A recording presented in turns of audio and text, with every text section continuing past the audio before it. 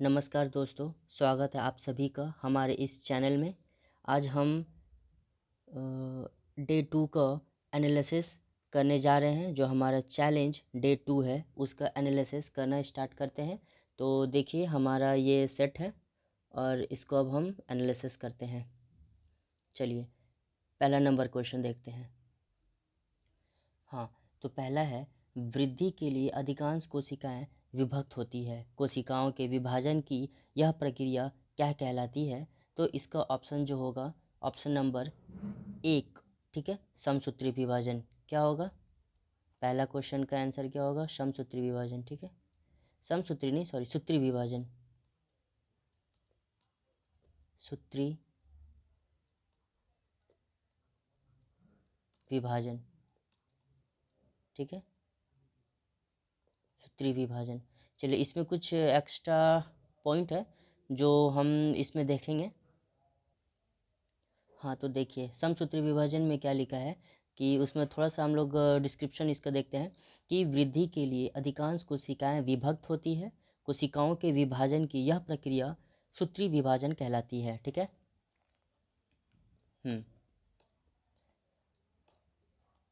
ठीक है। अब बोल रहा है कि ये इंपॉर्टेंट पॉइंट है कि सूत्री विभाजन कायिक कोशिकाओं में होती है, ठीक है। अगर कोई बोले कि सूत्री विभाजन किस में होती है तो कायिक कोशिका में होती है। और दूसरा पॉइंट है कि असूत्री विभाजन में पहले मात्र कोशिकाएं का केंद्रक सीधे दो भागों में विभक्त हो जाता है, ठीक है। तो असूत्री विभाजन अविकसित कोशिकाओं में होता है, ठीक है। असूत्री विभाजन जो है अकोशिकाओं में होती है, किसमें? जैसे कि जीवाणु, नीलहरित शैवाल, ईस्ट और अमीबा तथा प्रोटोजोआ में होता है, ठीक है। जो अविकसित होते हैं, पूर्ण रूप से विकसित नहीं होते हैं, उसमें हम क्या, उसमें किस तरह का विभाजन होता है? उसमें असूत्री विभाजन होता है, ठीक है। तो सूत्री, अब सूत्री विभाजन का कुछ एक्स्ट्रा पॉइंट बोला है, ये चीज़ को देखिए कि सूत्री विभाजन के विभाजन प्रावस्था में केंद्रक के श्रृंखलाबद्ध अनेक परिवर्तन होते हैं। इनको 4 प्रभावों में हम लोग बांटे हैं। कौन कौन सा है? पहला है आपका प्रोफेज, दूसरा है मेटाफेज, तीसरा है एनाफेज और चौथा है टेलोफेज। तो ये सारा चारों फेज जो है ये इम्पॉर्टेंट है, ठीक है। इसको आप ध्यान में रखिएगा। आपसे पूछेगा कि सूत्री विभाजन में कितने अवस्थाएं होती है, तो हम बोलेंगे सूत्री विभाजन में टोटल 4 अवस्थाएं होते हैं। कौन कौन सा? प्रोफेज, मेटाफेज, एनाफेज एवं टेलोफेज। चलिए ये डिस्क्रिप्शन इतना काफ़ी है। अब हम लोग नेक्स्ट क्वेश्चन देखते हैं। क्वेश्चन नंबर 2, इसमें बोल रहा है कि इकाई क्षेत्र में विद्युत क्षेत्र का मान किसके बराबर होता है?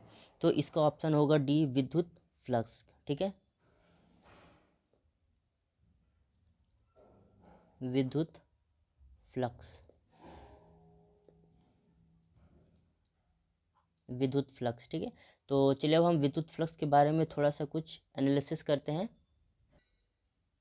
हाँ, तो देखिए विद्युत फ्लक्स में क्या है, इसमें कह रहा है कि इकाई क्षेत्र में विद्युत क्षेत्र का मान विद्युत फ्लक्स कहलाता है, ठीक है। विद्युत फ्लक्स किसी विद्युत क्षेत्र में स्थित किसी पृष्ठ के लंबवत गुजरने वाले विद्युत बल रेखाएं की संख्या को उस पृष्ठ का विद्युत फ्लक्स कहते हैं। अब विद्युत फ्लक्स का जो फार्मूला होता है capital E into D A cos theta होता है, ठीक है। ये चीज़ आपको ध्यान में रखना है, ये इंपॉर्टेंट है। फिर उसमें इसमें 3 पॉइंट आता है, ठीक है। इसमें 3 पॉइंट आता है जो हमेशा एग्जाम में पूछता है। कौन सा है? पहला पॉइंट देखिए ये है कि विद्युत फ्लक्स का मान धनात्मक तब होता है जब ई और एन के बीच का कोण जो है वो 90 डिग्री से कम हो, ठीक है। 90 डिग्री से कम होगा तो इसका मान धनात्मक होगा। अब दूसरा पॉइंट देखिए, विद्युत फ्लक्स का मान ऋणात्मक होता है कब? जब कोण जो है वो 90 डिग्री से अधिक हो, ठीक है। 90 डिग्री से अगर अधिक होगा तो ये क्या हो जाएगा? ऋणात्मक होगा, ठीक है। और 90 डिग्री से कम होगा तो वह धनात्मक हो जाएगा विद्युत फ्लक्स का मान। और तीसरा पॉइंट क्या बोल रहा है यहाँ पर कि विद्युत फ्लक्स का मान शून्य तब होगा जब कोण 90 डिग्री का होगा, ठीक है। 90 डिग्री किस हिसाब से होगा? तो देखिए आगे देखिए इसमें क्या बोल रहा है कि विद्युत फ्लक्स का मान अधिकतम तब होगा जब थीटा का वैल्यू 0 हो। क्यों? क्योंकि कॉस थीटा जो है, ठीक है, कॉस थीटा का वैल्यू अगर हम 0 डालते हैं तो इसका तो cos ज़ीरो का वैल्यू 1 होता है। तो जब cos ज़ीरो का वैल्यू 1 हो गया तो ये ऑब्वियसली देखा जाएगा कि विद्युत फ्लक्स का मान अधिकतम हो जाएगा, ठीक है। और और विद्युत फ्लक्स का मान शून्य कब होगा? विद्युत फ्लक्स का मान शून्य तब होगा जब आप देखेंगे कि कॉस थीटा का वैल्यू जो है वो 90 है। क्यों? कॉस थीटा का 90 डिग्री का जो वैल्यू होता है वो होता है आपका ज़ीरो। तो अगर ज़ीरो होगा तो विद्युत फ्लक्स शून्य हो जाएगा। अगर अधिकतम आपको निकालना है विद्युत फ्लक्स का मान, तो थीटा का वैल्यू आपको ज़ीरो रखना है, जिसमें वैल्यू उसका 1 आ जाएगा, ठीक है। और क्या है कि विद्युत फ्लक्स का मान धनात्मक कब होगा, पॉजिटिव कब होगा? जब इसका कोण जो है 90 डिग्री से कम हो। विद्युत फ्लक्स का मान ऋणात्मक कब होगा, नेगेटिव, जब इसका कोण 90 डिग्री से कम हो, ठीक है। दो चीज़ पर पता चल गया, एक धनात्मक और एक ऋणात्मक। और दूसरा पॉइंट में क्या बोल रहा है कि ये शून्य कब होगा, अधिकतम कब होगा, न्यूनतम कब होगा, ठीक है। तो शून्य कब होगा? जब इसका थीटा का वैल्यू 90 डिग्री हो, क्योंकि कॉस 90 डिग्री का वैल्यू ज़ीरो हो जाता है। और मैक्सिमा कब होगा विद्युत फ्लक्स? जब 90 डिग्री, जब थीटा का वैल्यू 90 डिग्री हो, सॉरी थीटा का वैल्यू 0 डिग्री हो। क्यों? क्योंकि कॉस थीटा का वैल्यू 1 होता है। चलिए अब हम लोग नेक्स्ट क्वेश्चन देखते हैं, ठीक है। Question number 3। हाँ, क्वेश्चन नंबर 3 में क्या बोल रहा है कि नाभिक में न्यूक्लियोसोम द्वारा एक दोहरी संरचना का निर्माण क्या कहलाता है? तो इसका हो जाएगा क्रोमेटिन, ठीक है। इसका ऑप्शन क्या होगा? सी, क्रोमेटिन।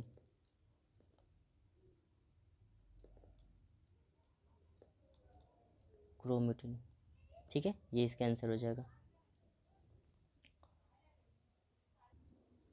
तो देखिए इसका कुछ एक्स्ट्रा पॉइंट देखते हैं कि इसमें क्या बोल रहा है कि नाभिक में न्यूक्लियोसोम द्वारा क्रोमेटिन के दोहरी संरचना, ठीक है, क्रोमेटिन के दोहरी संरचना का निर्माण होता है, ठीक है, जिसको हम लोग जो क्रोमेटिन कहलाता है। तो केंद्रक की खोज जो है रॉबर्ट ब्राउन ने किया था, ये आपका वीवीआई है, ठीक है। तो केंद्रक का खोज किसने किया था? Robert brown. तो केंद्रक के निम्नलिखित 4 भाग होते हैं, ठीक है। कौन कौन सा भाग है? पहला आपका केंद्रक कला, दूसरा आपका केंद्रक द्रव्य, तीसरा है केंद्रक एवं चौथा है क्रोमेटिन धागे, ठीक है। ये इंपॉर्टेंट है, ये आपको चारों हमेशा याद रखना है। क्योंकि केंद्रक के 4 निम्नलिखित भाग होते हैं, ये नेक्स्ट पॉइंट में क्या बोल रहा है कि केंद्रक का सर्वाधिक महत्वपूर्ण भाग क्रोमेटिन होता है, ठीक है। केंद्रक का सर्वाधिक महत्वपूर्ण भाग जो है वो क्रोमेटिन है, जो रासायनिक रूप से एक न्यूक्लियो प्रोटीन है। रासायनिक रूप से क्या है? Nucleo protein. इसीलिए क्वेश्चन में आप देखेंगे 3 नंबर में बोला था कि नाभिक में न्यूक्लियोसोम द्वारा एक दोहरी संरचना का निर्माण जो है वो क्या कहलाता है? आपका क्रोमेटिन कहलाता है। चलिए अब नेक्स्ट क्वेश्चन देखते हैं, ठीक है। क्वेश्चन नंबर 4, इसमें बोल रहा है ट्राइक्लोरोमीथेन का प्रचलित नाम क्या है? जैसे कि आप ट्राइक्लोरोमीथेन अगर आप देखेंगे तो इसमें आपका नाम में ही आपका क्लोरो आ रहा है, ठीक है। क्लोरो अगर ऑप्शन में आप देखेंगे तो एक ही है, क्लोरोफॉर्म, ठीक है, क्लोरोफॉर्म, ठीक है, एक ही है क्लोरोफॉर्म। और क्लोरोफॉर्म का अगर हम फार्मूला देखें तो इसका होता है CH Cl3, ठीक है, ये क्लोरोफॉर्म का सूत्र होता है। और इसमें कुछ एक्स्ट्रा पॉइंट अगर हम देखें, हाँ, तो इसमें कुछ एक्स्ट्रा पॉइंट में अगर देखें तो क्लोरोफॉर्म की जो खोज है, ये आपका क्लोरोफॉर्म का जो खोज है ये आपका 1831 ईस्वी में खोजा गया था, ठीक है। किसके द्वारा? लिबलिंग के द्वारा, ठीक है, लिविंग के द्वारा।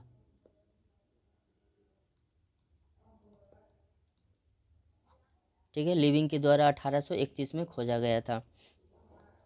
और इसमें और कुछ देखा जाए तो जैसे कि इसमें आपको ऑप्शन नंबर, चलिए आपको हम सब बताते हैं, ठीक है, ये चीज़ हो गया।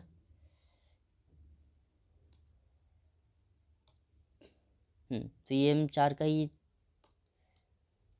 कर रहे हैं। जैसे कि आप पहला अगर ऑप्शन नंबर ए में देखेंगे तो यहाँ पर ब्यूटेन है, ठीक है। तो ब्यूटेन का कुछ इम्पोर्टेंट चीज़ आपको ध्यान में क्या रखना है, हाँ, तो मेथ ईथ प्रॉप ब्यूट, ठीक है, मेथ ईथ प्रॉप ब्यूट, ठीक है। और ये क्या है, ब्यूटेन है, एल्केन का ग्रुप है, ठीक है, CnH2n+2, ठीक है। तो इसमें इसका जो वैल्यू है प्रॉप में, आपको एन का वैल्यू जो है, एन का वैल्यू 4 रखिएगा यहाँ पर, तो आपका निकल जाएगा ब्यूटेन से, ठीक है। अब बी जो है आपका क्लोरोफॉर्म है, ठीक है। क्लोरोफॉर्म तो अब अभी हम देख लिए, CHCl2, ठीक है। अब सी पॉइंट में क्या बोल रहा है आपका, लाफिंग गैस, ठीक है। लाफिंग गैस को हम लोग क्या लिखते हैं, N2O, ठीक है। लाफिंग गैस को N2O लिखते हैं। इसका जो खोज था वो आपका प्रिस्टले को जाता है, ठीक है।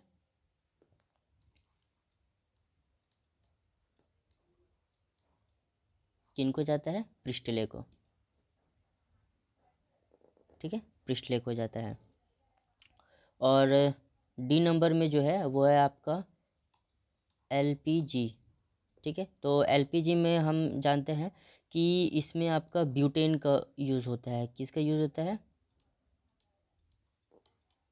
ब्यूटेन, ठीक है। ब्यूटेन होता है, इसमें प्रोपेन होता है,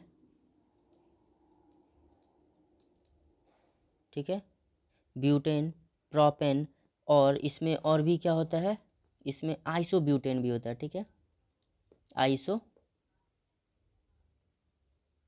ब्यूटेन, ठीक है, आइसोब्यूटेन होता है इसमें। चलिए अब नेक्स्ट क्वेश्चन देखते हैं, ठीक है। क्वेश्चन नंबर 5,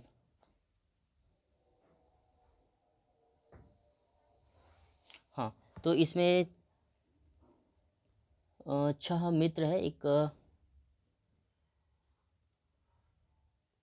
ठीक है, 6 मित्र है, 1 2 3 4 5 6, ठीक है,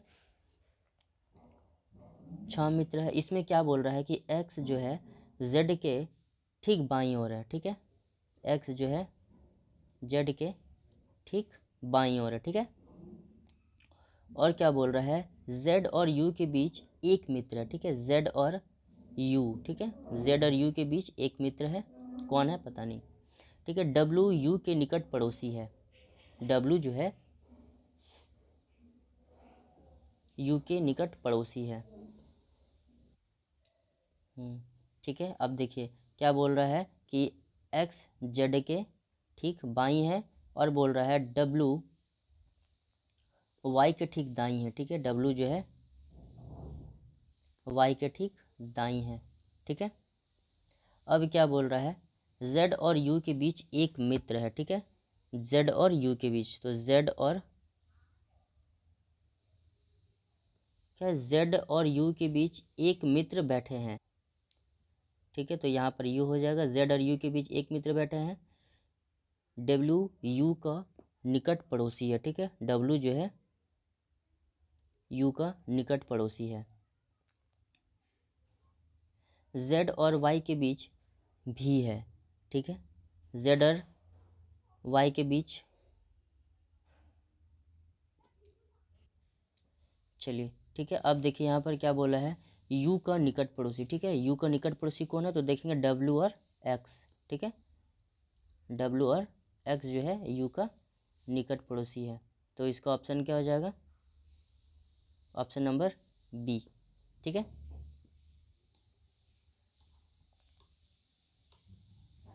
चलिए अब 6 नंबर क्वेश्चन देखते हैं। 6 नंबर में क्या बोला है कि x जो है बराबर वो है 30 के रेशियो में है, तो 12 जो है वो y के रेशियो में क्या होगा, ठीक है। तो यहाँ पर वैल्यू रखना है। तो अगर हम यहाँ पर देखें, मान लीजिए x की जगह आप यहाँ पर 8 रखते हैं, ठीक है, तो हम 8 से इसको हम कैसे इक्वल कर सकते हैं, जैसे हम बोले कि 8 को 4 से मल्टीप्लाई कीजिए, 8 चौके 32 -2, तो बराबर ये आपका 30 आ जाएगा, ठीक है। इसी तरह y की जगह हम 12 रखते हैं, सॉरी, हाँ y की जगह क्या रखें, ठीक है। हम ऑप्शन में देखिए, ये ऑप्शन नंबर डी था ना, जो हम x के जगह 8 रखे थे और y की जगह हम लोग 46 है। तो यहाँ पर हम 46 रखते हैं, तो 12 को हम क्या करें कि ये 46 आ जाए। तो इसको गुना करते हैं 4 से, 12 चौके 48 माइनस 2, ठीक है। तो बराबर ये आ जाएगा, तो इसका आंसर क्या हो जाएगा, आंसर हो जाएगा डी, ठीक है। चलिए नेक्स्ट क्वेश्चन, क्वेश्चन नंबर 7।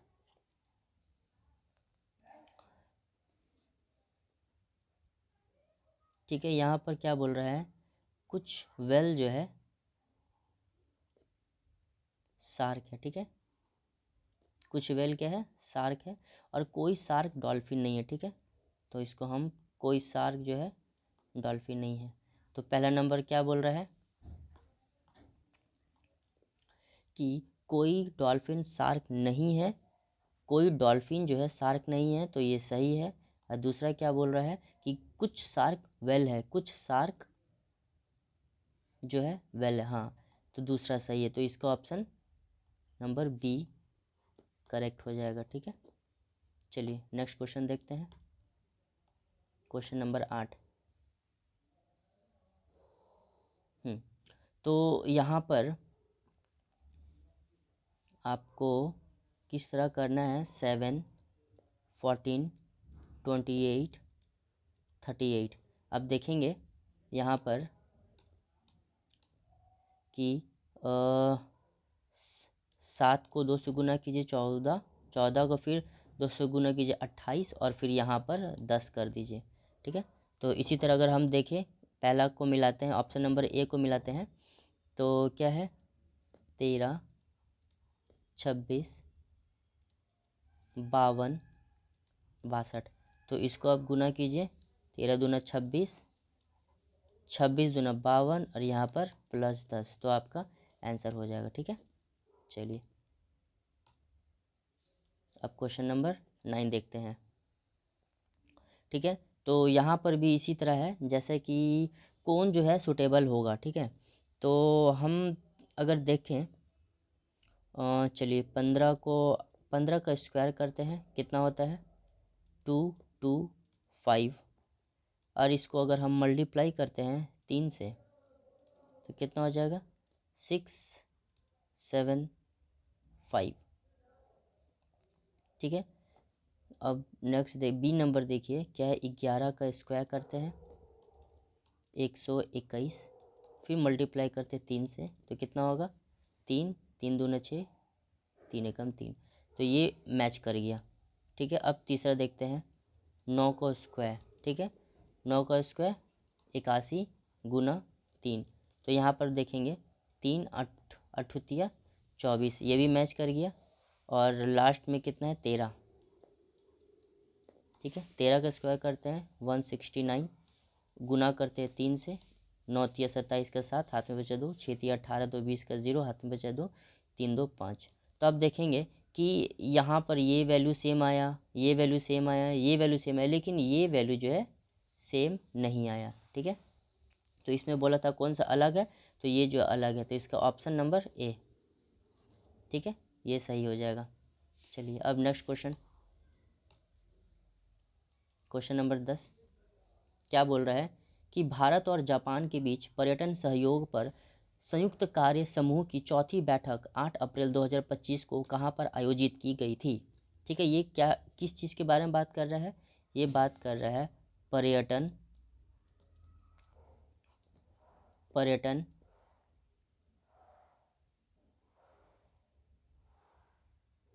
सहयोग पर,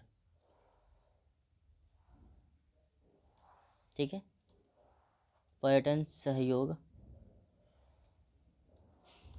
पर। तो ये कहाँ पर हुआ है, तो ये हुआ है आपका नई दिल्ली में, ठीक है, नई,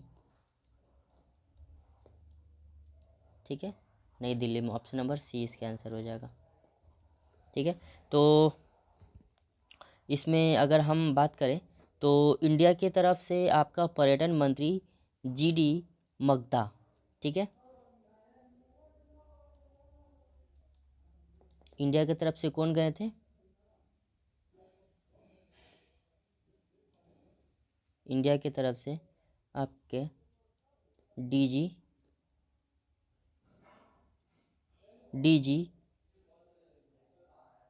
मगध सिन्हा गए थे, और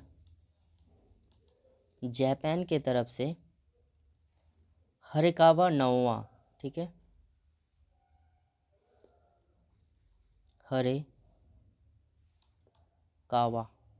ठीक है, हरेकावा नाओवा, ये जापान के साथ गए थे। दोनों मिलकर के संयुक्त बैठक कहाँ पर हुआ है? ये आपका न्यू दिल्ली में हुआ है। ठीक है, संयुक्त बैठक। चलिए, और एक और चीज़ आप देखें कि यहाँ पर आपका 12 से लेके 28, रुकिए एक और पेज खोलते हैं, ये 10 नंबर का ही है। ये आपका 22 से 28 दिसंबर 2025 को जापान में, ठीक है, जापान के ओसाका में वर्ल्ड विश्व एक्सपो हुआ है। ठीक है, विश्व एक्सपो 2025 कहाँ पर हुआ है? तो ये जापान के ओसाका में हुआ है। ठीक है, जापान के ओसाका में हुआ है। चलिए ठीक है, अब नेक्स्ट क्वेश्चन देखते हैं। क्वेश्चन नंबर 11, इसमें क्या बोला है? यदि किसी संख्या का 70% 0.35 है तो उसी संख्या का 120% ज्ञात कीजिए। ठीक है, किसी संख्या का 70% जो है 0.35 है। ठीक है, तो पॉइंट को हटाएंगे 0 0, तो 0 से कटा 35 दूना 70। ठीक है, एक्स का वैल्यू कितना है? 1/2। अब इसी संख्या का 120% निकालने बोल रहा है। ठीक है, तो आपका ये 0 से 0, 2 से 6, तो कितना है? इसका वैल्यू 0.6 डी आंसर। चलिए नेक्स्ट क्वेश्चन देखते हैं।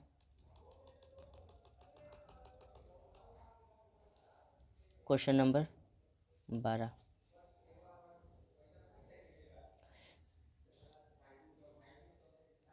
तो इसमें बोल रहा है, तो देखिए यहाँ बोल रहा है कि एक पुराना टू व्हीलर एक स्कूटर को 460 में बेचा और उसे कुछ नुकसान होता है। यदि वह इसे 580 में बेचता है तो उसका लाभ उसकी हानि का दोगुना होता है। तो स्कूटर क्रय मूल्य क्या था? ठीक है, तो देखिए स्कूटर का एसपी कितना था? ठीक, स्कूटर का एसपी आपका 460 दे रखा है। ठीक है, तो यहाँ पर आपका लॉस को आपको मानना है एक्स। चलिए, अब बोला है, अब स्कूटर का जो एसपी है वह है 580। ठीक है, तब इसका जो प्रॉफिट होगा कितना हो जाएगा? वो आपका 2x, यही चीज़ बोला है। अब हम अब क्या निकालते हैं? सीपी निकालते हैं। ठीक है, सीपी कैसे निकालेंगे? तो आपका 460 plus x is equals to 580 minus 2x। ठीक है, तो यहाँ पर हम देखेंगे x का जो वैल्यू है ये मेरा 40 आ गया। ठीक है, x का वैल्यू 40 आ गया। अब हम स्कूटर का क्रय मूल्य निकालते हैं। ठीक है, अब हम स्कूटर का सीपी निकालते हैं। कैसे? तो देखिए 460 प्लस एक्स, तो एक्स का वैल्यू कितना था? 460 प्लस 40, कितना वैल्यू आ गया? 500। ठीक है, तो ऑप्शन नंबर डी ये आंसर हो जाएगा। चलिए नेक्स्ट क्वेश्चन देखते हैं। क्वेश्चन नंबर 13, ठीक है, बोला है कि एक साधारण ब्याज पर 5% वार्षिक दर से 3 गुना हो जाती है, उसी समय में यह धन किस दर पर 6 गुना हो जाएगी। तो इसको नॉर्मल सा आपको देखना है। यहाँ पर टी फार्मूला होता है n-1 बाई r इंटू 100, ठीक है, ये लिख सकते हैं, या फिर अगर आपको रेट निकालना है तो आप लिख सकते हैं n-1 by n-1 by T into 100, ठीक है, दोनों में सब कुछ भी निकाल सकते हैं। लेकिन यहाँ पर पहला क्या बोल रहा है कि साधारण ब्याज 5% है और तिगुना है, तो यहाँ पर आर टी निकालते हैं, ठीक है। तो कितना तिगुना, तो 3 - 1 गया 2 बाई कितना दिया है 5 गुना, तो यहाँ पर आप 100 से गुना किए तो कितना हो गया 5 दूना 10। तो यहाँ पर हम देखेंगे कि टी जो है मेरा वो 40 आ गया, ठीक है, 40 ईयर। अब बोल रहा है, अब रेट निकालने बोल रहा है, ठीक है, देखिए अब क्या निकालने बोल रहा है रेट। अब बोल रहा है कि अब 6 गुना हो जाती है, तो n-1 6 करेंगे तो 5 बटा कि हम लोग कितना निकाले थे टी 40 बटा 100, ठीक है। तो 5 से 8 करेंगे 25 8 40, और 8 से 100 को करेंगे तो आपका 12.5% आ जाएगा। तो आर कितना आ गया 12.5%, ठीक है, डी आंसर। चलिए अब नेक्स्ट क्वेश्चन पढ़ते हैं। क्वेश्चन नंबर 14, तो इसमें बोल रहा है कि HCF निकालने बोल रहा है, ठीक है, HCF निकालने बोल रहा है। तो इसमें से इसका HCF अगर देखेंगे तो ऊपर में HCF 1 आ जाएगा, ठीक है,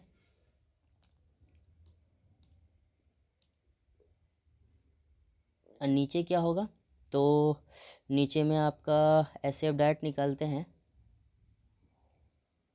तो पहला 2, फिर दूसरा 3, तीसरा 4 को आप 2 × 2 कर सकते हैं, तीसरा 5, ठीक है, तो कितना होगा 5 गुना 4 गुना 3, 5 चौके 20 गुना 3 60, ठीक है, तो 1/60 सी आंसर।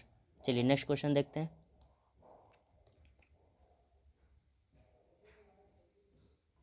क्वेश्चन नंबर 15, इसमें हमको क्या बोल रहा है कि आपका CARBON है, इसको ये ACIYN और O लिख रहा है, ठीक है। तो इसको किस तरह निकला है आप,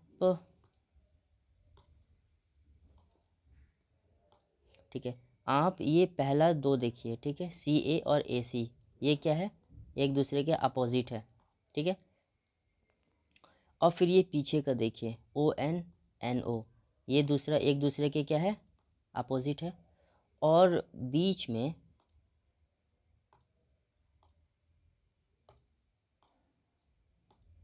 ये जो बीच में है, ठीक है, ये जो बीच में है ये इन्वर्स है, ठीक है, ठीक है, इन्वर्स है, ये बीच में इन्वर्स है एक दूसरे का, तो यहाँ जोड़ करके 26 26 आ जाना चाहिए। तो इसी तरह अगर हम इसका अब आंसर देखें, ठीक है,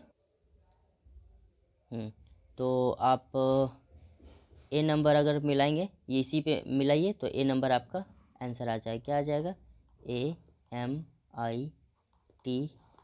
ठीक है, ये आंसर आ जाएगा। चलिए अब नेक्स्ट क्वेश्चन देखते हैं, क्वेश्चन नंबर 16, ठीक है, चलिए यहाँ मिलाते हैं। यहाँ क्या कह रहा है ए और बी, ठीक है, मल्टीप्लाई है, तो ए बी का अर्थ है ए बी की पत्नी है, ठीक है, ए जो है बी की पत्नी है, ठीक है, तो ये हस्बैंड हो जाएगा, हस्बैंड वाइफ। फिर क्या बोल रहा है बी और सी, बी सी का पिता है, बी जो है सी का फादर है। फिर सी और डी का बात कर रहा है तो सी प्लस है, सी डी की माता है, सी जो है ये डी की माता है। तो यहाँ पर क्या बोल रहा है कि ए जो है डी से किस प्रकार संबंधित है, ठीक है। ए जो है डी से, ठीक है, डी से किस प्रकार संबंधित है, तो ये माता की माता हो जाएगा, ठीक है, माता की माता। ए नंबर आंसर हो जाएगा मदर एंड मदर, ठीक है। चलिए नेक्स्ट क्वेश्चन देखते हैं, क्वेश्चन नंबर 17। हाँ, तो ये देखिए HIT को ये 132 लिख रहा है, ठीक है। तो इसको क्या कर सकते हैं, H को हम लिखते हैं 8 प्लस I का वैल्यू होता है 9 प्लस T का वैल्यू होता है 20, तो कितना हो गया 8 8 16 1 17, मतलब कि 37, ठीक है। इसका वैल्यू क्या हो गया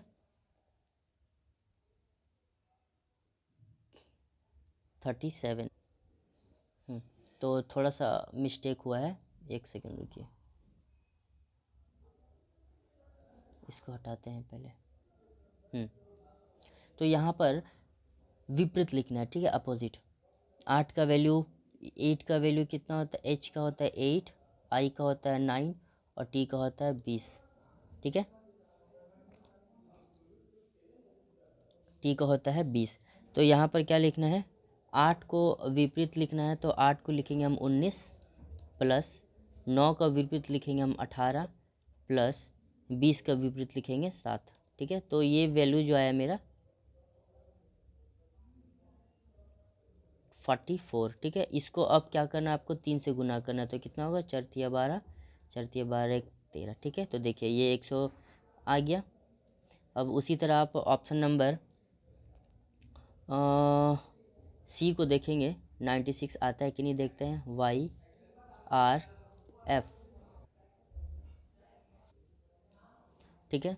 तो y का वैल्यू जो है यहाँ पर 8,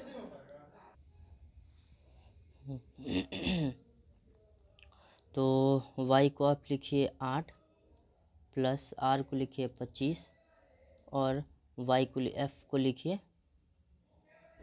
एक सेकेंड,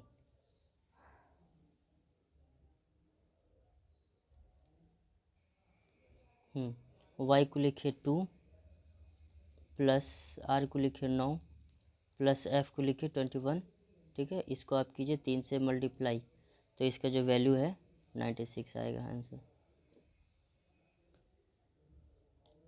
चलिए नेक्स्ट क्वेश्चन देखते हैं, क्वेश्चन नंबर 18। इसमें क्या बोला है कि कोडेड दिया है प्ले इन द सनशाइन को SHKUZMFQ लिखा है। तो यहाँ पर पूछ रहा है आपका सन शाइन का कोड क्या होगा, ठीक है। तो आप इसमें मिलाइएगा, तो इसमें 2 ठो आ रहा है, या तो आपका SH आ रहा है और आपका KO आ रहा है, ठीक है। ऑप्शन नंबर ए हो जाएगा। चलिए 19 नंबर क्वेश्चन देखते हैं। यहाँ पर किसका वैल्यू, यहाँ पर आई का वैल्यू पूछ रहा है, ठीक है। आई का वैल्यू अगर हम देखें तो दोनों में क्या मैच नहीं कर रहा है, तो सी, ठीक है, ये आपका 4, ठीक है, ये आंसर हो जाएगा। चलिए 20 नंबर क्वेश्चन देखते हैं। 20 नंबर बोलो मिलान करना है, मैच करना है कॉलम 1 टू कॉलम 2 से। तो अपरा जो है इसको हम लोग प्लेसेंटा बोलते हैं। कल हम लोग पढ़े थे कि प्लेसेंटा जो है वो पोषण से संबंधित है, ठीक है। आपका अपरा जो है किससे संबंधित है, पोषण से, ठीक है,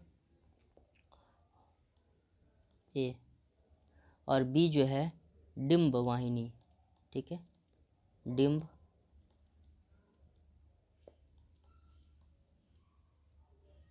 ठीक है। तो डिम्ब वाहिनी जो है ये आपका अंतःरोपण से हो जाएगा, सॉरी डिम्ब वाहिनी जो है निषेचन आएगा, निषेचन, ठीक है।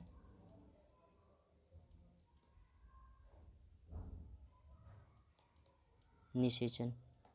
और आपका जो सी है आपका गर्भाशय,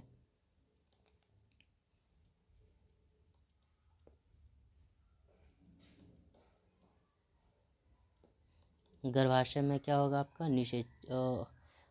अंतःरोपण होगा, गर्भाशय में रोपण, ठीक है, अंतरोपण।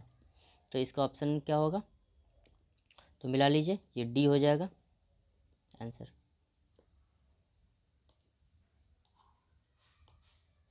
चलिए अब नेक्स्ट क्वेश्चन देखते हैं। Question number 21। यहाँ क्या बोल रहा है कि निम्नलिखित में से कौन सा कथन जो है गलत है, ठीक है। हाँ, तो यहाँ पर देखिए क्या बोल रहा है कि फोकस दूरी जितना अधिक होगा उनकी क्षमता उतना कम होगी। तो एक नंबर जो है, एक ए नंबर जो है ये सही है, ठीक है। बी नंबर में क्या बोल रहा है कि अवतल लेंस की क्षमता ऋणात्मक होती है, तो ये भी सही है। सी में क्या बोल रहा है कि फोकस दूरी जितना अधिक होगी उसकी क्षमता उतना अधिक होगी, तो ये गलत है, ठीक है। और डी नंबर में क्या बोल रहा है कि उत्तल लेंस की क्षमता धनात्मक होती है, ये भी सही। उत्तल लेंस की क्षमता जो है ये पॉजिटिव होती है, तो इसका आंसर क्या हो जाएगा, सी, ठीक है। इसका आंसर सी हो जाएगा। चलिए नेक्स्ट क्वेश्चन देखते हैं। Question number 22। इसमें क्या बोल, निम्नलिखित में से किस परिघटना में ठोस अवस्था द्रव्य अवस्था में परिवर्तित हुए बिना सीधे गैसीय अवस्था में चले जाता है। मतलब आपका, ये देखिए एक सेकंड, आपका सॉलिड, लिक्विड और गैस होता है। तो यहाँ पर क्या बोल रहा है कि वैसा फेज जो सॉलिड से सीधा लिक्विड में चले जाए, तो इसका जो ऑप्शन होगा सी, ठीक है। सी इसका क्या हो जाएगा, ऊर्ध्वापातन, ऊर्ध्वपातन, ठीक है। इसका सब्लिमेशन जिसको इंग्लिश में बोलते हैं।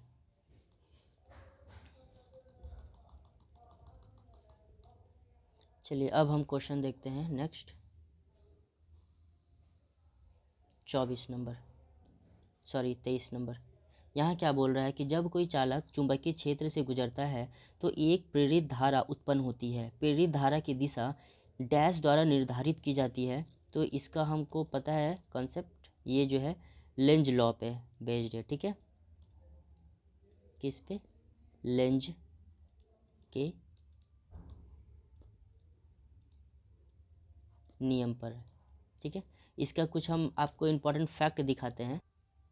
हाँ, तो देखिए इसमें क्या बोल रहा है, जब कोई चालक चुंबकीय क्षेत्र से गुजरता है तो एक प्रेरित धारा उत्पन्न करती है।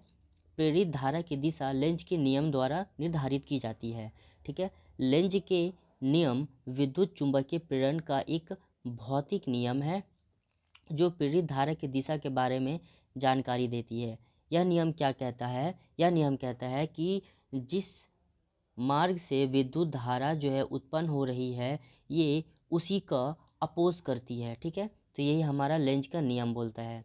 चलिए अब हम लोग नेक्स्ट क्वेश्चन पे देखते हैं। Question number 24। यहाँ क्या बोल रहा है, यदि एक बेलनाकार टंकी की धारिता 14168 मीटर क्यूब है, इसकी आधार पर व्यास 28 मीटर दिया है, तो टंकी की गहराई कितना है, ठीक है। बेलन, तो आपका वॉल्यूम निकालना, बेलन का आयतन कितना होता है, तो पाई आर स्क्वायर एच, ठीक है, पाई आर स्क्वायर एच। चलिए तो आपको यहाँ पर फाइंड करना है क्या, एच, ठीक है। तो कैसे लिखते हैं इसको, 22/7 इंटू आर कितना है, आर आपका व्यास दिया था 28, तो आपको इसको 14 लिखना है। 14 गुना 14 गुना मेरे को हाइट निकालना है, इज इक्वल्स टू 14168, ठीक है। तो ये 7 से आप काटेंगे, 7 दूना 14। अब यहाँ पर आप कैलकुलेट कीजिए, एच का जो वैल्यू है वो आपका आएगा 23, ठीक है, 23 मीटर, आंसर डी नंबर। चलिए अब क्वेश्चन देखते हैं 25 नंबर। हाँ, तो जब बार दिया रहे तो आप उसको पहले ब्रैकेट में लिखिए, 5.09 माइनस 0.76, ठीक है। जहाँ भी बार हो वहाँ पे पहले ब्रैकेट कर दीजिए, ठीक है। अगर आप वहाँ पर ब्रैकेट कीजिएगा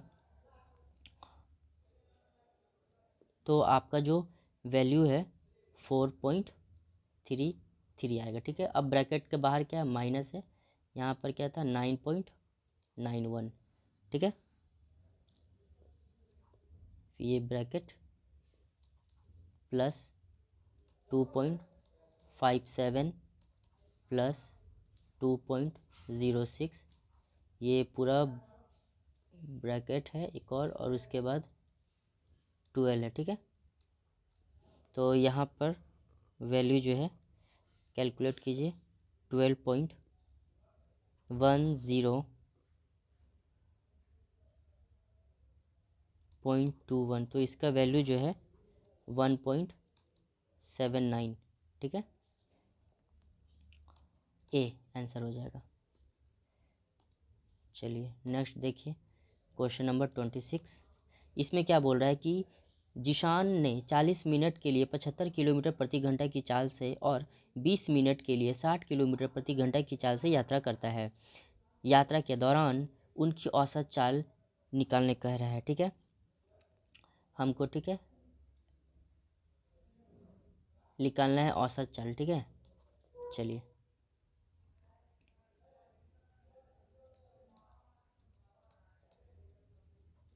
औसत चाल निकालना है, ठीक है। तो क्या होगा, d/t। तो देखिए कितना है, पहले है आपका 75 किलोमीटर, तो यहीं पर हम एक लाइन से कैलकुलेट कर लेते हैं। 75 किलोमीटर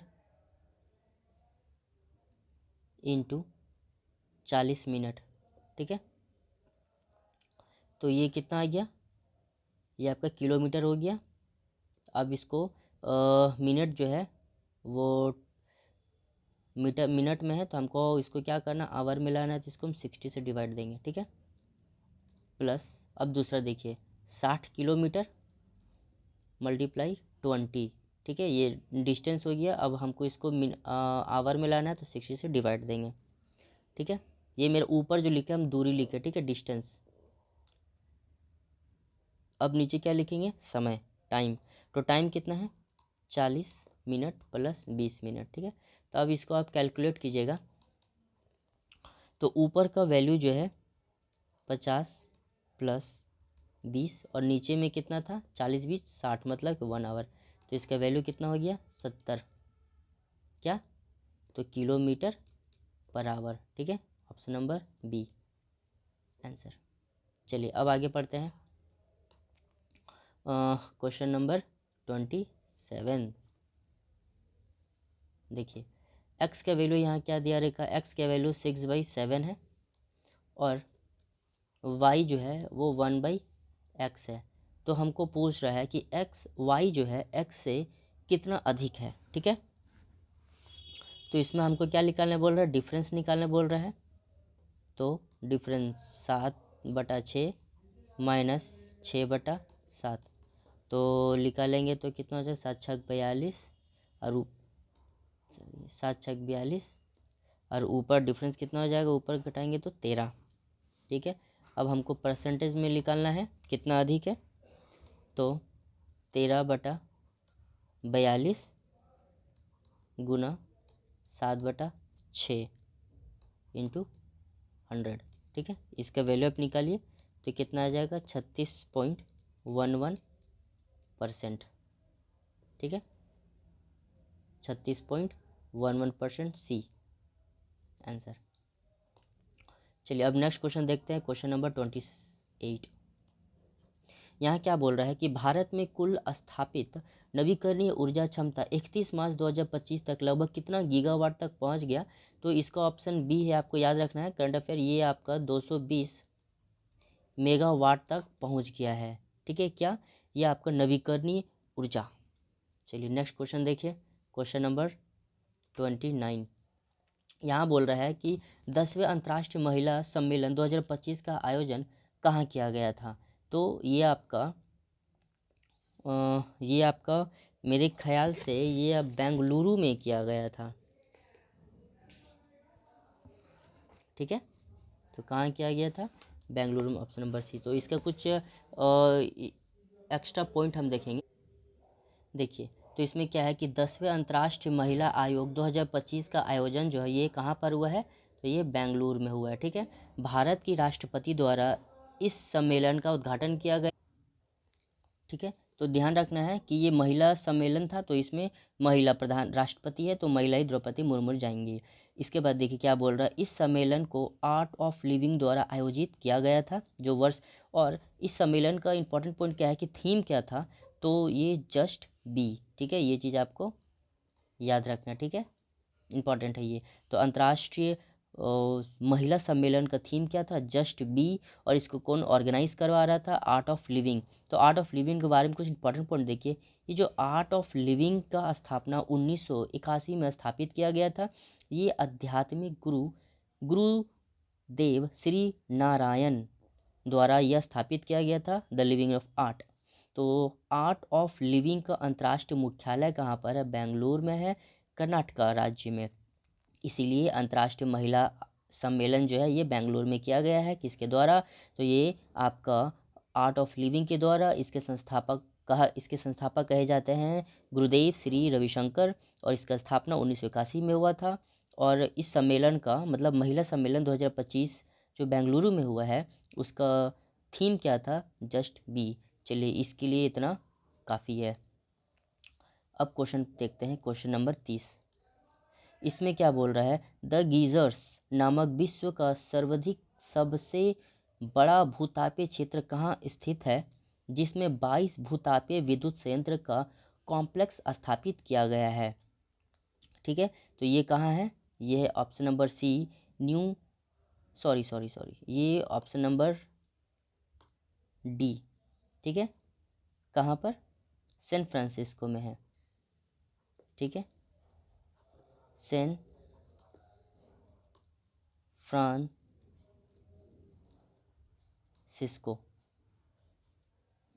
ठीक है, सैन फ्रांसिस्को में। चलिए अब नेक्स्ट देखते हैं क्वेश्चन नंबर 31।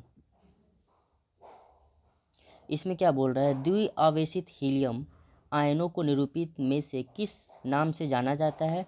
तो आपको पता होना चाहिए कि हीलियम जो है, ये द्विआवेशित हीलियम जो है ये एक्स रे के बराबर होता है, ठीक है। चलिए अब क्वेश्चन नंबर 32 देखिए। इसमें क्या बोल रहा है कि संगठन के ग्रेड और उसके उदाहरण के संबंध में निम्नलिखित में से कौन सा जोड़ी गलत है। तो इसका ऑप्शन नंबर डायरेक्ट आप बी याद रख लीजिए कि उत्तक अंक ग्रेड संगठन जो है यूप्लेक टेला से संबंधित है, ठीक है, बी नंबर।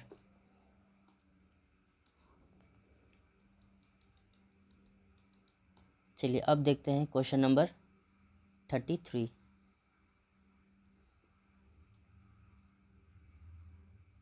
ठीक है, तो यहाँ पर बोला है कि कौन सा क्षारीय क्रम में सही है, ठीक है।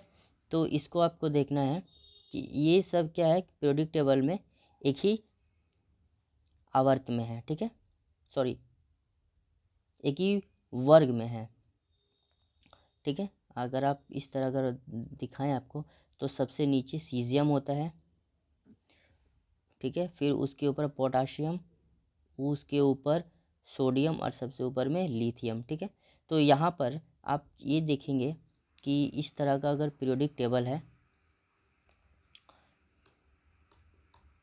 बाएं से दाएं जाने पर आपका क्या होता है, अधात्विक गुण बढ़ता है, ठीक है, नन मेटल जो है वो बढ़ता है। तो नन मेटल क्या होगी, ये आपका क्षारीय प्रकृति की होगी, ठीक है। और ऊपर से अगर हम नीचे जाएंगे, ठीक है, तो ऊपर से अगर हम नीचे जाते हैं तो इसमें क्या होता है कि इसमें भी OH का जो प्रॉपर्टी है वो बढ़ता है, ठीक है। यहाँ से नीचे जाएंगे तो देखिए, यहाँ से नीचे जा रहे हैं तो OH का प्रॉपर्टी बढ़ रहा है, तो यहाँ पर क्या क्या हो जाएगा, तो यहाँ पर ऑप्शन नंबर जो है वो डी सही हो जाएगा। क्या है, सीजियम और OH सबसे बड़ा है, सबसे ज़्यादा क्षारीय है, उसके बाद पोटासियम OH, उसके बाद सोडियम OH, और अंत में आपका लिथियम OH, ठीक है, ये आपका आंसर हो जाएगा।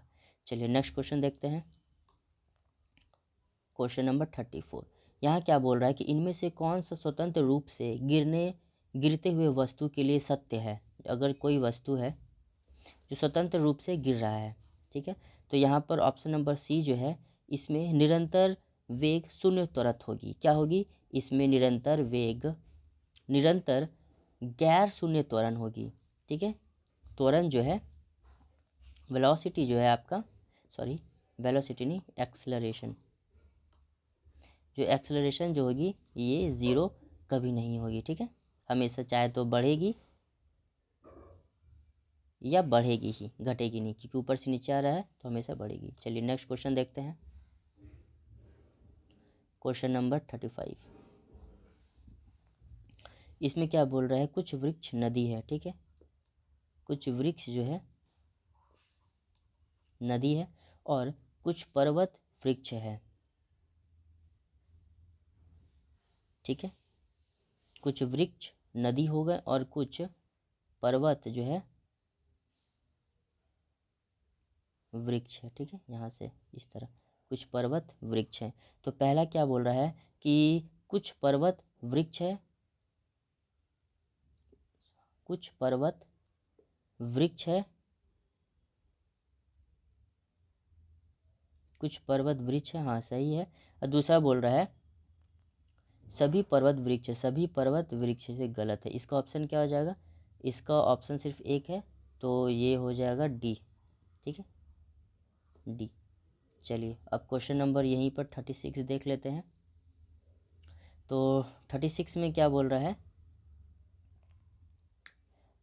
इसको 1, 2, 8, 48, 384, तो नेक्स्ट क्या होगा? आप यहाँ से देखेंगे, यहाँ से आपका मल्टीप्लाई 2 है, यहाँ से मल्टीप्लाई 4 है, यहाँ से मल्टीप्लाई 6 है, 48 को मल्टीप्लाई किए 8 से और इसको मल्टीप्लाई किए 10 से, तो आपका 3840 ये आपका आंसर हो जाएगा।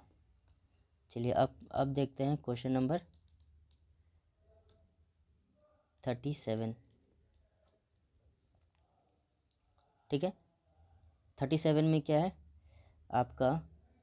84, 73, 157 है। ठीक है, ठीक है। अब इसमें देखिएगा तो ये दोनों को अगर आप जोड़िएगा तो बराबर 157 आ जाएगा। ठीक है, इसी तरह अगर ऑप्शन नंबर ए को आप देखिएगा, 89 प्लस 62, तो आपका 151 आंसर आ जाएगा। ठीक है, चलिए अब नेक्स्ट क्वेश्चन देखते हैं 38।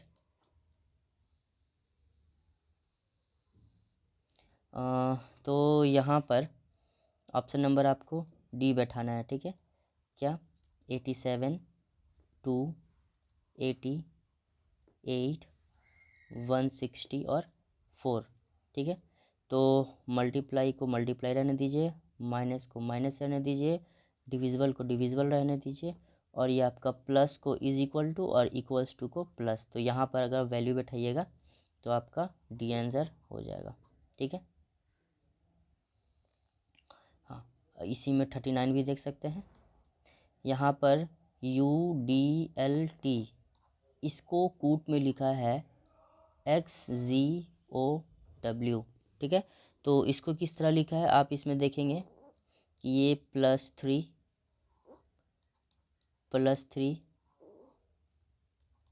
+3 और ये +3 है। ठीक है, तो अगर आप इसी को मिलाइएगा तो इसका ऑप्शन जो है बी हो जाएगा 39 का। ठीक है,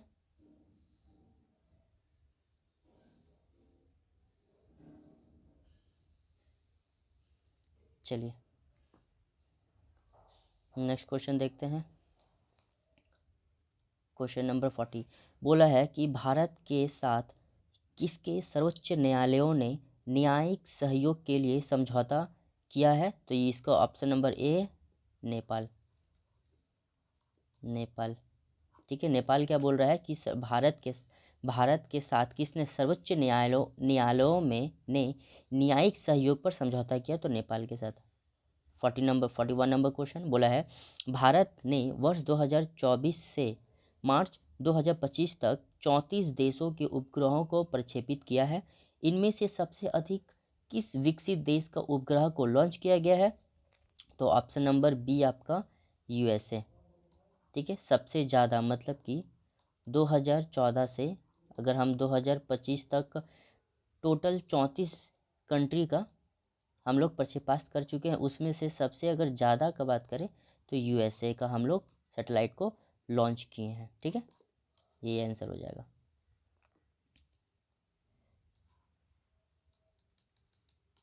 चलिए अब क्वेश्चन नंबर हम लोग देखते हैं 42।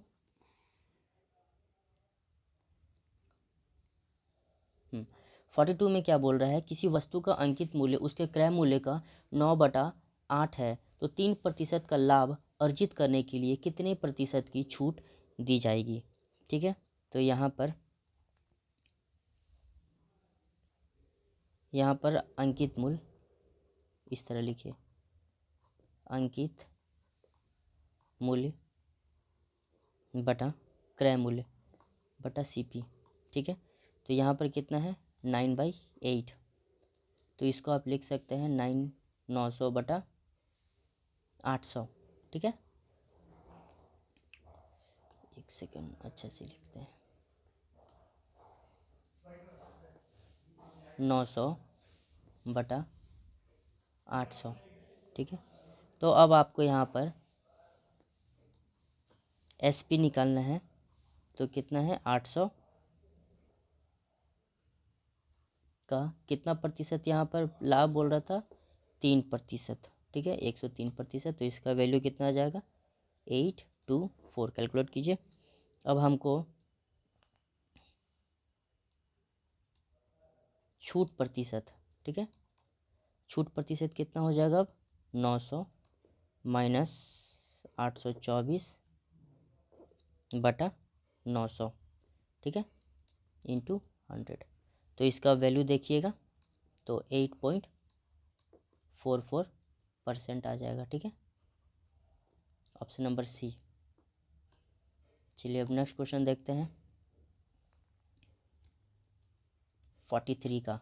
तो यहाँ बोला है कि वीसी को क्रमशः 30, 40 और 50 सेंटीमीटर त्रिज्या वाली 3 अलग अलग गोलाकार गेंदों की सतह को पेंट करने की आवश्यकता है। यदि पाई सेंटीमीटर स्क्वायर को पेंट करने के लिए आवश्यक पेंट की लागत 0.6 दी गई है, तो उपयुक्त तीनों गेंदों की सतह को पेंट करने का आवश्यक पेंट की मात्रा की कुल मूल्य कितनी होगी, ठीक है। तो इसको आप क्या निकालना है, क्षेत्रफल निकालना है। तो 4πr² होता है, क्योंकि आपका जो r है 3 है, तो आप इसको लिख सकते हैं r1 का स्क्वायर प्लस r2 का स्क्वायर प्लस r3 का स्क्वायर, ठीक है। तो यहाँ से आप निकाल लीजिए। आप देख लीजिए जो 11 से जो डिविजिबल है आपका वो आंसर पहले हो जाएगा, नहीं तो आप वैल्यू पुट करके बना सकते हैं।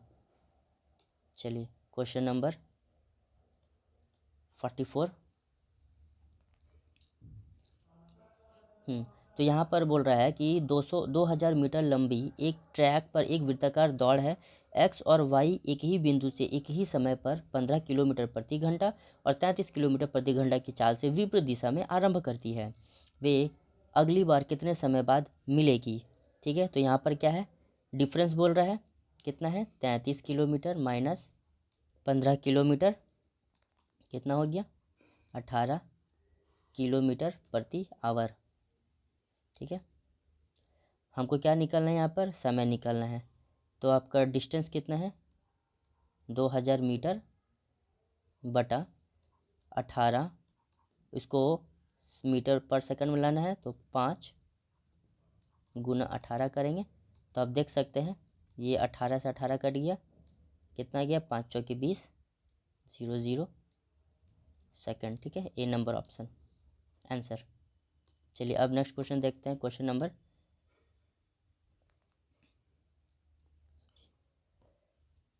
45।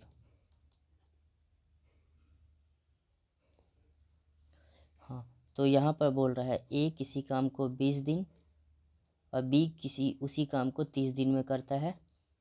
तो इसका पहले एचसीएफ निकालिए, क्या होगा 60 एलसीएम, तो 20 तिया 30 दूना, ठीक है। अब क्या बोल रहा है कि राजेश से शुरू करते हैं, यदि वे एकांक एक दिन छोड़ करके काम शुरू करें तो पूरा काम कितने दिन में होगा। ठीक है, तो 2 यूनिट का वैल्यू कितना है 5। ठीक है, अब हम को 60 तक वैल्यू लेकर के जाना है, तो कितना से गुना करेंगे, इसको हम गुना करेंगे 12 से। 12 50 60 इधर हो गया, यहाँ से भी गुना करेंगे 12, मतलब कि 24 डेज आंसर। ठीक है, ऑप्शन नंबर डी। चलिए नेक्स्ट क्वेश्चन देखते हैं।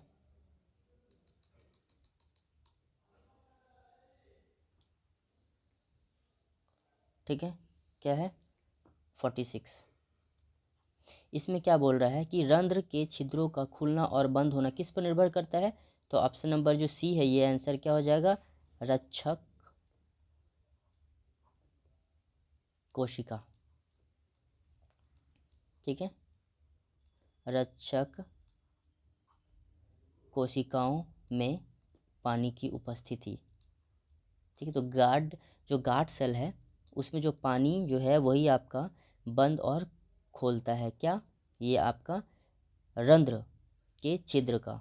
चलिए यहाँ पर 47 में क्या बोल रहा है कि इसमें कौन सा अभिक्रिया है, आप देखेंगे PbNO3 का होल ट्वाइस जब 2Kl से रिएक्ट कर रहा है तो PbL2 प्लस 2NO3 बना रहा है। ठीक है, तो जब आप यहाँ देखिएगा तो यहाँ पर Pb जो है वो KL के साथ और NO3 जो है K के साथ रिएक्ट कर रहा है, तो ये क्या हो जाएगा सी नंबर। ठीक है, द्विविस्थापन अभिक्रिया हो जाएगा। चलिए अब नेक्स्ट क्वेश्चन देखते हैं, क्वेश्चन नंबर 48। यहाँ क्या बोल रहा है, यहाँ बोल रहा है श्वेत प्रकाश का एक लघु स्पंद वायु से कांच में एक स्लैब पर लंबवत आपतित होती है। स्लैब से गुजरने के पश्चात सबसे पहला निर्गत होने वाला वर्ण कौन सा है। मान लीजिए ये एक कांच का स्लैब है, जो एक प्रकाश आ रही है, ठीक है, श्वेत प्रकाश है जो स्लैब के लंबवत आपतित होती प्रतीत होती, जो कहाँ से आ रही है, वायु से कांच में। ठीक है, वायु से आ रही है और कांच में जा रही है। ठीक है, वायु से कांच में जा रही है। तो यहाँ पर क्या बोल रहा है, यहाँ पर सबसे निचला जो वर्ण होगा वो आपका होगा लाल। ठीक है, लाल, ऑप्शन नंबर डी। चलिए क्वेश्चन नंबर अब 49 देखते हैं। यहाँ बोल रहा है कि एक यौगिक का मूलानुपात सूत्र एवं आणविक द्रव्यमान जो है CH2O एवं 180 ग्राम है, तो इसका यौगिक अणु क्या होगा। ठीक है, तो इसका मूल अनुपात निकालने बोल रहा है, तो N =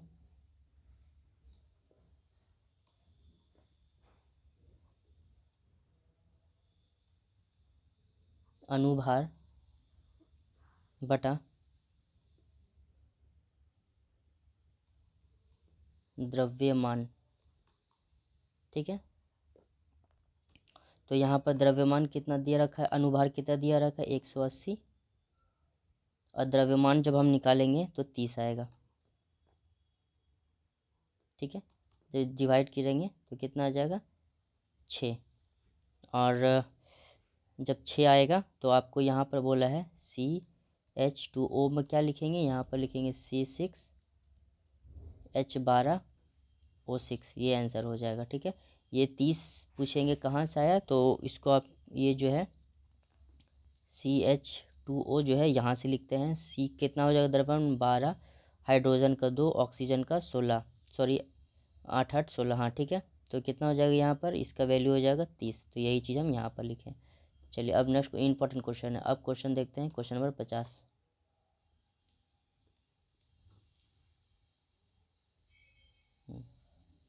चलिए, तो क्वेश्चन नंबर 50 में क्या बोला है, ये किस तरह आएगा आपका 16 + 3 = 27, तो कुछ नहीं करना है, 16 +3 जो है आप इसमें आपको क्या करना है, 8 जोड़ देना है, ठीक है। तो 19 प्लस इसमें 8 जोड़ देना, ठीक है। 19 + 8 27, ठीक है। तो ए नंबर ऑप्शन आप देखते हैं 7 + 25, इसमें 8 जोड़ दीजिए तो इसका वैल्यू आपको 40 आ जाएगा। चलिए अब क्वेश्चन देखिए 51, ठीक है। आपका एक ये लाइन है, उत्तर की ओर खड़ा है, ठीक है। कितने जन, 7 जन, 1 2 3 4 5 6 7 जन, ठीक है। यहाँ पर क्या बोल रहा है कि बी और एल के बीच 5 जन है, ठीक है। तो यहाँ पर बी और एल के बीच 5 जन है। फिर बोल रहा है कि जेड एल के ठीक बाईं है, जेड जो है एल के ठीक बाईं है, जेड एल के ठीक बाईं हो गया। अब जेड और सी के बीच एक जन है, ठीक है। जेड और सी के बीच एक जन है। ए वाई के बाईं ओर स्थित है, ए जो है वाई की बाईं ओर कहीं स्थित है, ए जो है वाई की बाईं ओर स्थित है। और बोल रहा है एक्स के दाईं ओर, ठीक है। ए जो है एक्स के दाईं ओर है। अब बोल रहा है पंक्ति में बाएं से तीसरे, बाएं से तीसरे 1 2 3, तो यहाँ पर ए आंसर हो जाएगा, ठीक है, बाईं से तीसरे। चलिए अब क्वेश्चन नंबर 52 देखते हैं। हाँ, इसमें बोल रहा है कि ऐसी कितनी प्रतीक है, मतलब कि ऐसी कितनी चिन्ह है, प्रतीक है जिसके ठीक पहले एक प्रतीक है और बाद में भी एक प्रतीक है। मतलब आपको ये मिलाना है जो प्रतीक सेम सेम है, तो ये सिर्फ एक जगह मिल रहा है, ठीक है। Option number C. चलिए 53 भी देख लेते हैं यहीं पर। यहाँ बोल रहा है उपयुक्त श्रृंखला में ऐसे कितने सम संख्या है, ऐसे कितने सम संख्या है जिसके ठीक पहले एक स्क्वायर वाली हो संख्या, ठीक है, और उसके बाद भी एक सम संख्या हो। तो ऐसा हमको यहाँ पर सिर्फ और सिर्फ कितना दिख रहा है, हाँ, तो ये ऑप्शन नंबर जो बी है इसमें 3 हमको ऐसा संख्या मिल रहा है, ठीक है। चलिए अब क्वेश्चन नंबर 54 देखते हैं।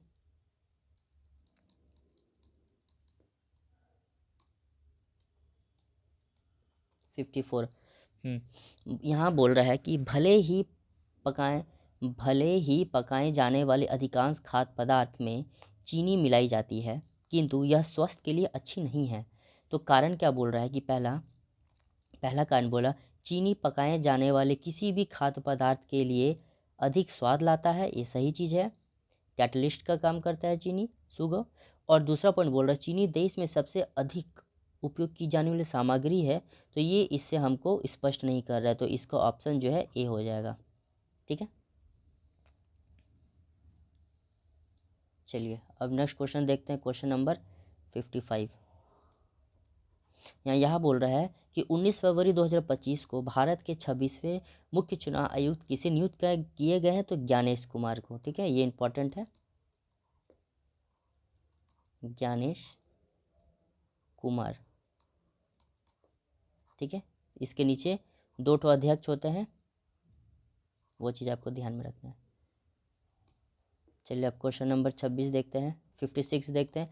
इसमें बोला है कि स्पोर्ट्समैन ऑफ द ईयर 2025 से किसे सम्मानित किया गया है, ठीक है। तो इसमें ऑप्शन नंबर जो डी है ये सही हो जाएगा आपका, स्वप्न खुशाले, ठीक है। तो इसमें कुछ इंपॉर्टेंट पॉइंट है, हम आपको वो दिखाते। तो देखिए स्पोर्ट्स ऑफ द ईयर जो है ये किसको दिया गया है, ये स्वपन कुशाल को दिया जो शूटिंग से संबंधित है। उसके बाद दिया है जो इंपॉर्टेंट पॉइंट है sports star of the year, ठीक है, किसमें, पुरुष में दिया है PR श्रीजेश को, हॉकी के, ठीक है। तीसरा में क्या बोल रहा है sports person of the year female, ठीक है, ये ऊपर वाला मेल था, ये फीमेल है। फीमेल किसको दिया है, तो मनु भाकर, ये शूटिंग से संबंधित है। चौथा देखिए lifetime achievement award male, फिर पुरुष का बोला है तो गुरुबख्श सिंह हॉकी से संबंधित है। फिर बोला है कि लाइफ टाइम अचीवमेंट अवार्ड ये आपको फीमेल किसको मिला लाइफ टाइम अचीवमेंट अवार्ड, तो मेरी डिसूजा सिकवेरा हॉकी से संबंधित है। और लास्ट पॉइंट में क्या बोला कि वर्ष का सर्वश्रेष्ठ टीम जो है ये भारतीय पुरुष और महिला शतरंज रिकॉर्ड 45 शतरंज ओलंपियाड में स्वर्ण पदक जीते थे, इसीलिए वर्ष के सर्वश्रेष्ठ टीम जो है इनको दिया गया शतरंज में। और सुपर अचीवमेंट पैरा एथलीट से संबंधित है, किनको दिया गया है, ये अवनी लेखरा, ठीक है, फीमेल है, शूटिंग से संबंधित है। ये सारा इंपॉर्टेंट है, ठीक है, तो इसको आप याद कर लीजिएगा। चलिए अब नेक्स्ट क्वेश्चन देखते हैं, क्वेश्चन नंबर 57, ठीक है। इसमें बोल रहा है कि 100 से बड़ी और 150 से छोटी, ठीक है, 100 और 150 से छोटी, इसके बीच कितनी अभाज्य संख्याएं हैं, ठीक है। हाँ, तो इसके बीच आप देखेंगे अभाज्य संख्या आपका 101 होगा, 103, 107, 109, 113, 127, 131, 137, 139, 149, इतना जो है ये अभाज्य संख्या, तो टोटल कितना होगा 10, ठीक है। चलिए अब देखते हैं 58 नंबर क्वेश्चन। तो 58 नंबर जो क्वेश्चन है यह बोल रहा है कि एक दुकानदार कमीज की खरीद पर एक स्कीम प्रस्तुत करता है, एक ही प्रकार की 2 खरीदो एक मुफ्त बचाओ, एक कमीज पर क्रय मूल्य 300 है, यदि वह 30% लाभ अर्जित करना चाहता है तो एक कमीज का विक्रय मूल्य कितना होगा, ठीक है। इसका ऑप्शन नंबर ए 585, ठीक है, रुपया। चलिए अब क्वेश्चन देखते हैं 59, इसको कैलकुलेट कर लीजिएगा, ये ज़्यादा स्पेस आएगा इसलिए कम स्पेस के चलते इसको हम कैलकुलेट नहीं कर पा रहे हैं। आप टेलीग्राम में टेलीग्राम का लिंक दिया हुआ है, इसमें आप पूछिएगा तो हम इसका सॉल्यूशन बना के भेज देंगे आपको। चलिए अब क्वेश्चन नंबर 59 देखिए, तो यहाँ पर क्या बोल रहा है कि गणित में राम, रमेश, सोमेश और सोहन का औसत अंक 75 है, उसी तरह फिर 3 जन का औसत अंक 40 है, अकेले मोहन का गणित में अंक 70 अंक है, तो अकेले राम का कितना हो जाएगा, ठीक है। तो इसमें कुछ नहीं करना है, तो 4 जन का है 75, 300, ठीक है, फिर 4 जन का है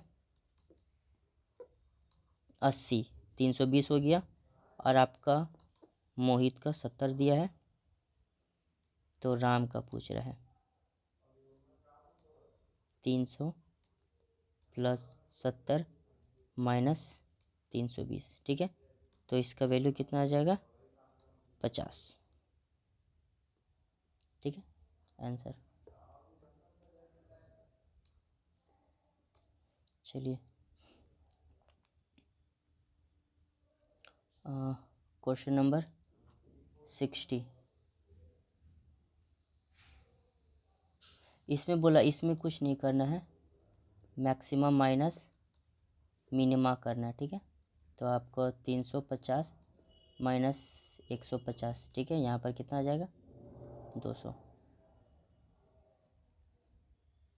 चलिए अब नेक्स्ट क्वेश्चन 61, इसमें क्या बोल रहा है कि सांस लेने की सामान्य प्रक्रिया के संदर्भ में सही कथन को चुनिए, तो इसका ऑप्शन जो है ये बी होगा। आप देखिए कि अंतः श्वसन एक सक्रिय प्रक्रिया है जबकि निश्वसन एक निष्क्रिय प्रक्रिया है, ठीक है। इसमें आपको कुछ इंपॉर्टेंट पॉइंट दिखाते हैं, देखिए अंतः श्वसन में आपका ये 6 पॉइंट है और निश्वसन जो है उसमें भी 6 पॉइंट है, ये आपका वीआईपी है, आप इसको याद कर लीजिएगा।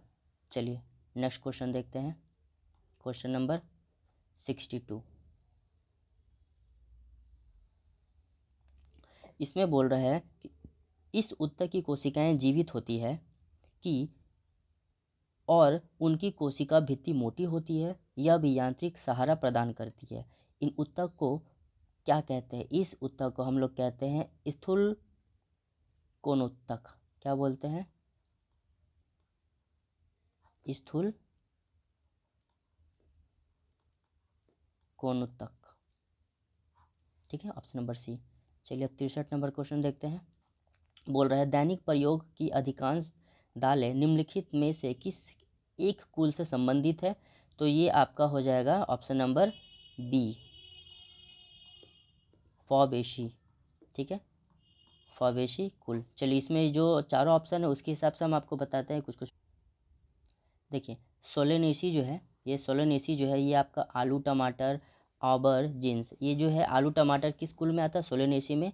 और कुकुम्बेटी कुल में आपके आते हैं कद्दू, खरबूजा, कैलाबेशन, ये सब आते हैं। ठीक है, उसके बाद ये याद रखिए, 2 नंबर याद रखिए। और आप ये याद रखिए, इंपॉर्टेंट है, लेग्यूमिनेश में आपका मटर, बीट्स, सोया, अल्फाफ, ये सब आते हैं। ठीक है, और उसके बाद आपको लिलिएसी याद रखना। लिलिएसी में क्या आते हैं? एलोवेरा, टूलिप और लहसुन, ये 4 इंपॉर्टेंट है। चलिए अब नेक्स्ट देखते हैं क्वेश्चन।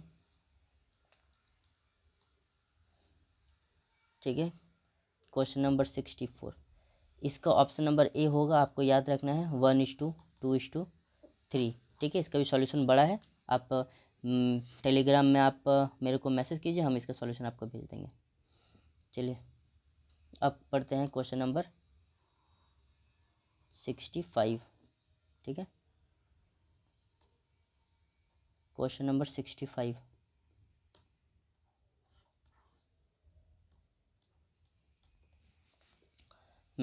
तो यहाँ पर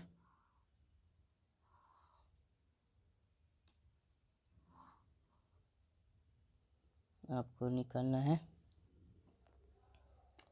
तो आप रीजनिंग में इसको बनाइएगा राइट लेफ्ट करके।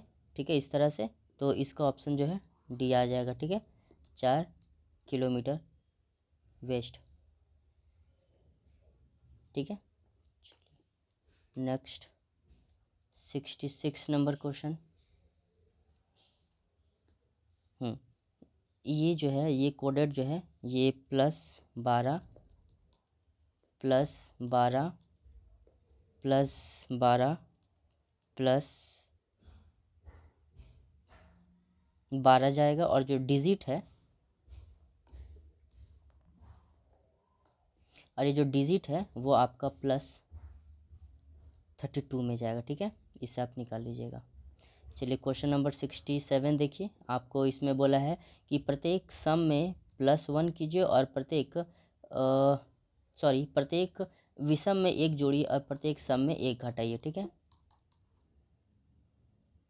प्रत्येक, एक सेकेंड, हाँ क्या बोला कि प्रत्येक विषम में एक जोड़िए और प्रत्येक सम में एक घटाइए। तो आपका यहाँ पर अंतिम तथा पहले अंतिम के बीच का अंतर जो है आपका 6 आ जाएगा। ठीक है, आप इसको मिला लीजिएगा। अब देखते हैं क्वेश्चन नंबर 68। ये सॉरी, यहाँ पर BEHALF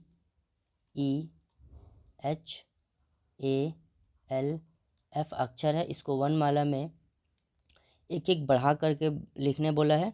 और उसके बाद फिर इसको व्यवस्थित करने बोला है, और फिर बाएं से चौथे में कौन है वो बोला है। ठीक है, तो इसको आप क्या लिख सकते हैं? BFIBM और G। ठीक है, ये है +1 के कैटेगरी में लिखा गया। अब इसको हम अल्फ़ाबेटिकल A to Z पे लिखते हैं, तो क्या हो जाएगा? सॉरी,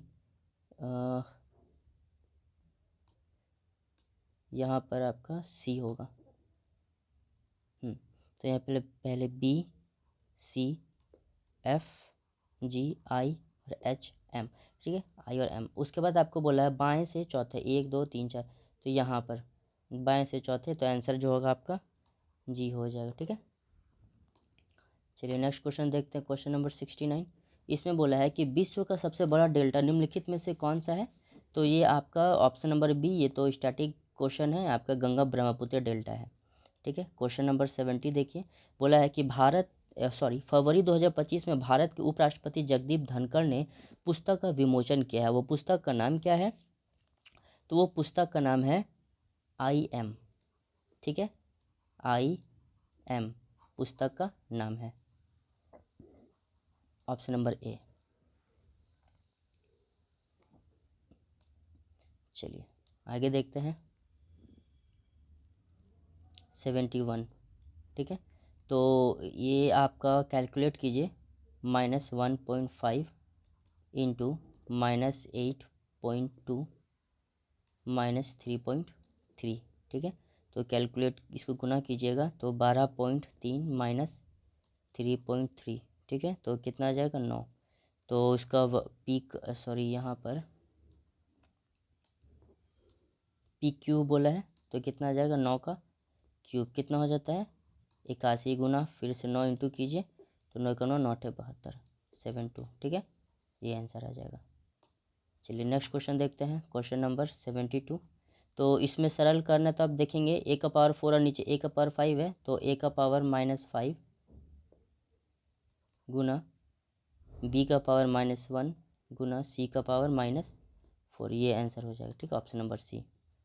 चलिए अब क्वेश्चन नंबर 73 देखिए, इसमें क्या बोल रहा है कि दो पूरक कोण का माप का अंतर 18 है, ठीक है।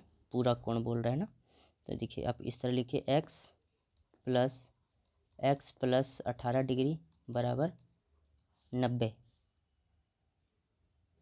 ठीक है। तो क्या हो जाएगा 2x बराबर 72 और x का वैल्यू कितना आ जाएगा 36, तो आपका आंसर 36 हो गया। चलिए 73 नंबर क्वेश्चन देखते हैं, सॉरी 74। यहाँ पर क्या बोल रहा है कि k का मान क्या हम रखें जो 9 से डिविजिबल हो जाए। तो आप जानते हैं जो 3 का डिविजिबल है सब जोड़ करके 3 3 आना चाहिए, ठीक है। तो यहाँ पर ऑप्शन नंबर 8 जो है ये रखिएगा तो आपका डिविजिबल हो जाएगा, ठीक है। लास्ट क्वेश्चन देखते हैं 75। यहाँ पर बोला है कि 20 और 14 मीटर की ऊंचाई को दो खंभे के शीर्ष को एक तार द्वारा जोड़ा गया, ठीक है। देखिए इसको एक नेक्स्ट पेज में बनाते हैं, ठीक है। 75, ठीक है। एक तार है, एक है ये तार और एक है ये तार, ठीक है। इसके शीर्ष को जोड़ा गया है,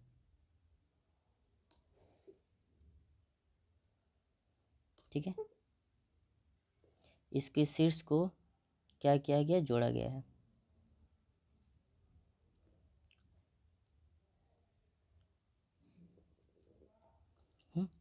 हाँ। तो यहाँ पर कह रहा है 30 डिग्री का एंगल है, ठीक है।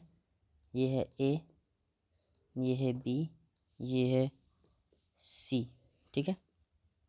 ये जो है आपका 14 मीटर का है और ये जो टोटल है ये आपका 20 मीटर का, तो ये भी आपका 14 और 6 हो गया, ठीक है।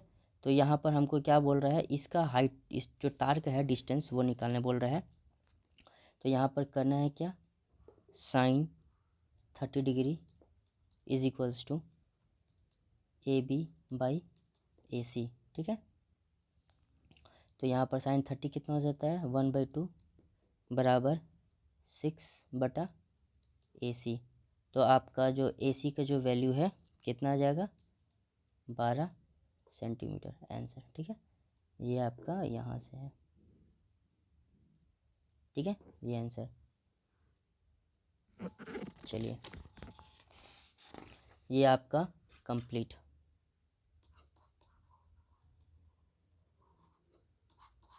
Thank you. अगर आपको ये एनालिसिस हेल्पफुल लगा हो तो लाइक करो और सब्सक्राइब करो और कल टेस्ट के लिए रेडी रहो। बाय।